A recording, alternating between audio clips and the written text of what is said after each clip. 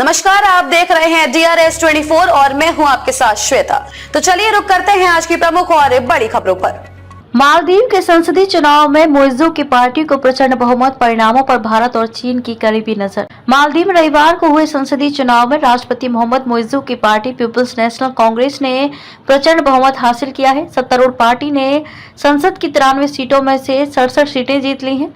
वोटों की गिनती अभी जारी है। बीजिंग समर्थक राष्ट्रपति मुइज्जू के लिए ये चुनाव बहुत महत्वपूर्ण माना जा रहा है।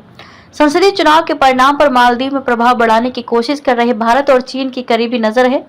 संसदीय चुनाव में मुख्य विपक्षी मालदीवियन डेमोक्रेटिक पार्टी को 12 सीटें मिली और निर्दलीय उम्मीदवारों ने 10 सीटें जीती।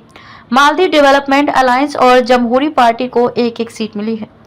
बीसी पीपल्स मजलिस के लिए मतदान स्थानीय समयानुसार सुबह 8 बजे शुरू हुआ, जो शाम 5:30 बजे तक चला। 5:30 बजे मतदान समाप्त होते ही चुनाव अधिकारियों ने देशभर में मतपेटियों को सील कर दिया। 6 राजनीतिक दलों और स्वतंत्र समूहों ने संसद की 93 सीटों के लिए 368 उम्मीदवारों को मैदान में उतारा था। पीपल्स नेशनल कांग्रेस ने 90 सीटों पर चुनाव लड़ा, जबकि मुख्य विपक्षी मालदीवियन डेमोक्रेटिक पार्टी ने 89 सीटों पर अपने उम्मीदवार उतारे। मुइज्जू ने मालदीव से हटाए भारतीय सैनिक। मालदीव हिंद महासागर में रणनीतिक रूप से महत्वपूर्ण जगह पर स्थित है। ऐसे में भारत और चीन मालदीव में अपना प्रभाव बढ़ाने की कोशिश करते रहे हैं।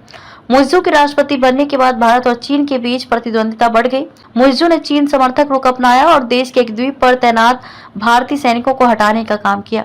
भारत को बाहर करो थीम पर आधारित था मुइज्जू का चुनाव अभियान। राष्ट्रपति पद के लिए मुइज्जू का चुनाव अभियान भारत को बाहर करो थीम पर आधारित था, जिसमें उन्होंने पूर्व राष्ट्रपति पर भारत को बहुत अधिक महत्व देकर राष्ट्रीय संप्रभुता से समझौता करने का आरोप लगाया था। मालदीव में कम से कम 75 भारतीय सैन्यकर्मी तैनात थे और वे भारत द्वारा दान किए गए 2 विमानों का संचालन करने के साथ ही समुद्र में फंसे या आपदाओं का सामना करने वाले लोगों के बचाव कार्य में सहयोग करते थे।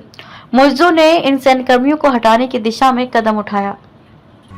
खबरों में अब तक के लिए बस इतना ही। फिर होगी आपसे मुलाकात ऐसी ही किसी बड़ी और खास खबर के साथ। तब तक के लिए नमस्कार और देखते रहिए DRS 24।